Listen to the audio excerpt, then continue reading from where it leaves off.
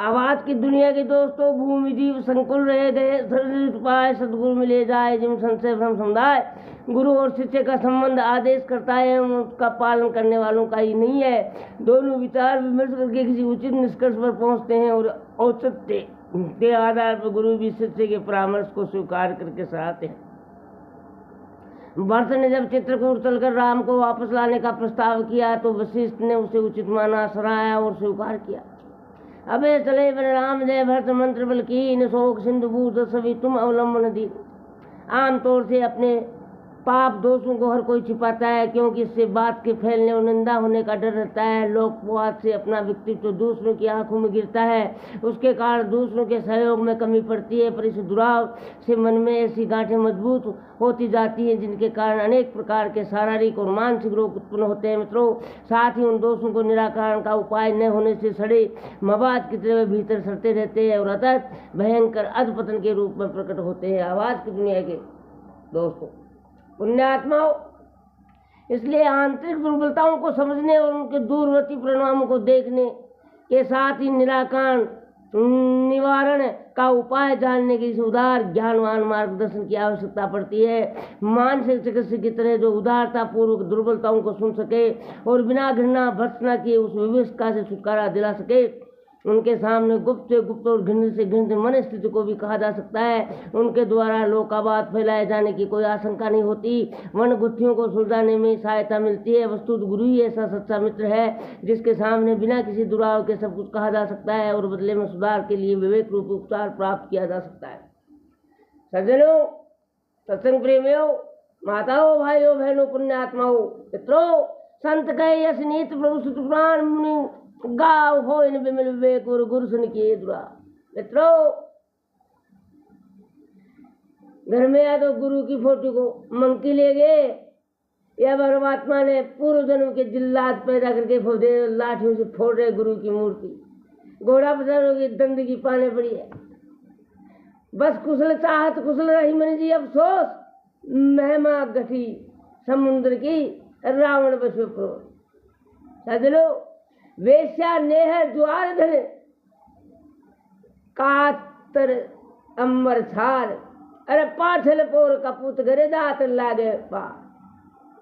जो NDA without संतान पैदा हुई है वो जिल्लात परमात्मा ने हत्या करने के लिए पैदा है। अभी जीरे है साथियों, अगर है खुदा को मंजूर तो आंधियों में चिराग जलते हैं। आवाज की दुनिया के दोस्तों, गुरु का सामान्य अर्थ मार्गदर्शक और अध्यापक होता है। व्यक्तित्व को विकसित और कर्तव्य को परिष्कृत करना विद्या के अंतर्गत आता है। मित्रों, भौतिक जानकारियों का अभिवर्धन एवं विभिन्न प्रकार की कुशलताओं का विकास, शिक्षा का आजीवन विद्यार्थी रहना ये लक्ष्य है। साथियों, मित्रों, क्षेत्र है बोलने की बीमारी नहीं है, बोली तेज है। आवाज की दुनिया के दोस्तों, डिप्टी जनरल विधानसभा, चीफ मिनिस्टर, संसद में प्राइम मिनिस्टर ने पुष्टि की है। वेरी डिफिकल्ट कॉमरेड मजदूर संघ दहाड़ 10 घंटे के बाद में आती। मित्रों, अपनी विद्या संपदा का लाभ शिष्य को देने वाले अध्यापक गुरु कहलाते हैं और स्कूल कॉलेज में पढ़ाने वाले शिक्षक को अध्यापक कहते हैं। वे भी गुरु वर्ण में हैं। एक वर्ग में आध्यात्मिक उत्कर्ष के लिए और दूसरा भौतिक उन्नति के लिए शिष्य को अपना सेवा प्रदान करता है। अस्तु वे दोनों सम्मानीय माने गए हैं। सज्जनों, इन दिनों गुरुडम एक बपोती बन गया है। एक गुरु का चेला दूसरे गुरु के नहीं जा सकता। किसी गुरु नामधारी को भ्रष्ट एवं पतित होने पर भी नहीं छोड़ा जा सकता। पीढ़ी दर पीढ़ी लोग गुरु चेला का वंश चलाते जाते हैं। ये ठेकेदारी सर्वथा आज शून्य है। हमने दोस्तों लीक गाड़ो चले, लीक ही चले कपूत, अरे बेली का 3 चले सारे सिंह सपूत। अकेले चले से घर से जान पे मंजिल, लोग मिलते गए और कारवा बनता गया। मित्रों, किसी गुरु नामधारी को भ्रष्ट पतित होने पर नहीं छोड़ा जा सकता। पीढ़ी दर पीढ़ी लोग गुरु चेला का वंश चलाते जाते हैं। ये ठेकेदारी सर्वथा अवांछनीय है। गुरु का सम्मान उसकी पात्रता के साथ जुड़ा है। एक व्यक्ति के कई गुरु भी हो सकते हैं और वह उन सबका सम्मान रूप से स्नेह मार्गदर्शन प्राप्त करता रह सकता है। किसी छात्र के कितने गुरु हो सकते हैं और किसी गुरु को कितने छात्र पढ़ाने में कोई हर्ज नहीं है। दत्तात्रेय के 24 गुरु थे। भगवान राम ने भी वशिष्ठ और विश्वामित्र से शिक्षाएं प्राप्त की थी। अनेक आवश्यक लाभों की पूर्ति के लिए अनेक गुरुजनों से उनकी विशेषताओं का अनुरूप सहायताएं ली जा सकती है और उन्हें गुरु कहा जा सकता है।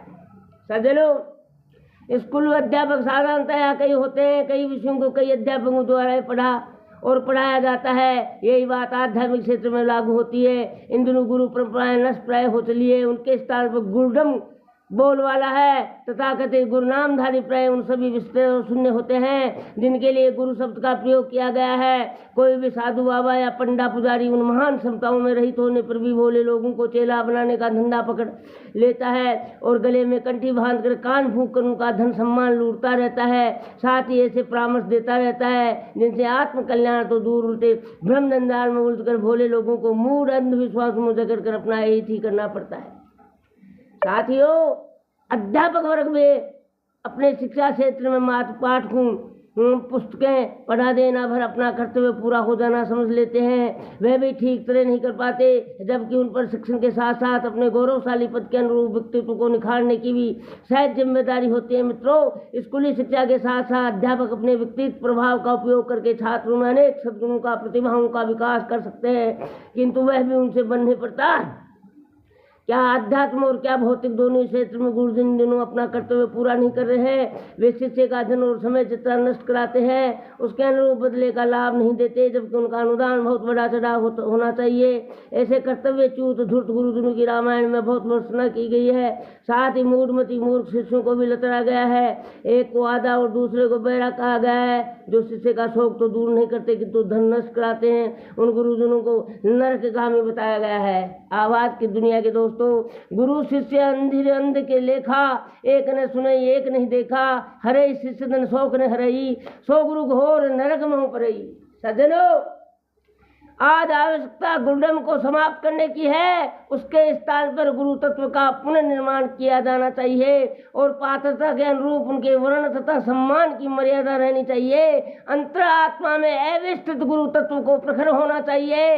अध्यापक वर्ग की शिक्षा कर्मचारी से आगे बढ़कर छात्रगत चरित्र निर्माण में योग देना चाहिए। रामायण में गुरु परंपरा इसी स्तर की है, उसी का पुण्य जीवन पुण्य जागरण इस युग की महती आवश्यकता है। धार्मिकता प्रकरण, धार्मिकता अर्थात कर्तव्य परायणता व्यक्ति निर्माण के 3 आधार माने गए हैं। आस्तिकता, ईश्वर विश्वास, उसके निष्पक्ष न्यायकारी कर्म फल देने की सुदृढ़ नीति पर आस्था, आध्यात्मिक आत्मबोध की आत्म जागरण की अनुभूति, आत्मनिरीक्षण, आत्म सुधार, आत्म निर्माण में आत्म विकास की उत्कृष्ट रीति को हृदयंगम करना। धार्मिकता अपने और समाज के प्रति अपने कर्तव्यों का निष्ठा और तत्वपूर्वक पालन। इन तीनों तत्वों की व्याख्या विवेचना में सारा धर्म और अध्यात्म का सुस्थित ढांचा खड़ा हुआ है। उपासनात्मक, दार्शनिक और विधि निषेध के कर्म कांडों को सर्वस्थित उसी आधारशिला पर अवस्थित है। रामायण में इन तीनों आधारों पर सुव्यवस्थित प्रकाश डाला और लोकोपयोगी प्रेरणाओं का प्रकाश राम कथा में घुलाकर जनमानस में उतारने का प्रयत्न किया गया है।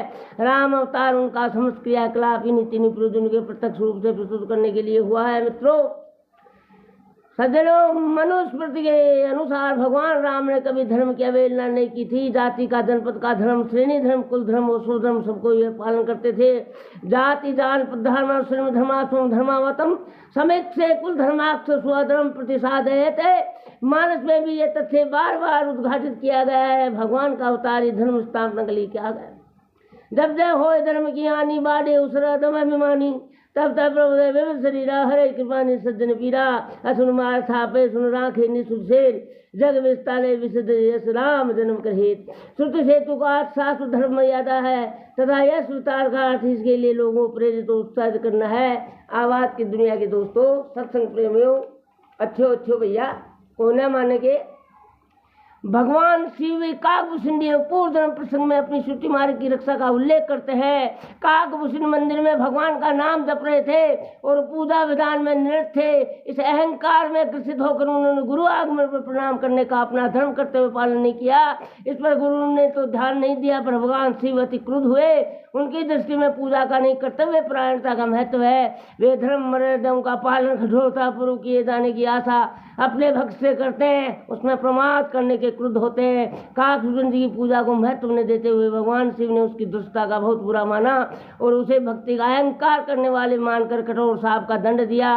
ऐसा करना धर्म मर्यादा की श्रुति के मार्ग के अक्षुण बनाए रहने के लिए आवश्यक भी था। मित्रों सज्जनों, एक बार हर मंदिर जपत रहे शिव नाम, गुरु आयो अभिमान ते उठनी कीन प्रणाम। सो दयाल नहीं कहो कुछ उरन रोष रोलेश, अति एक गुरु अपमानता सही नहीं सके महेश।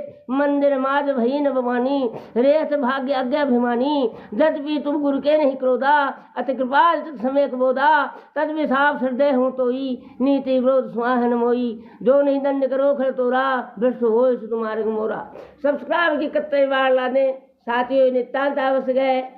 मेरी आपसे विनम्र गुजारिश है, आप मैत्री करें। विद्या का दान सबसे बड़ा दान है।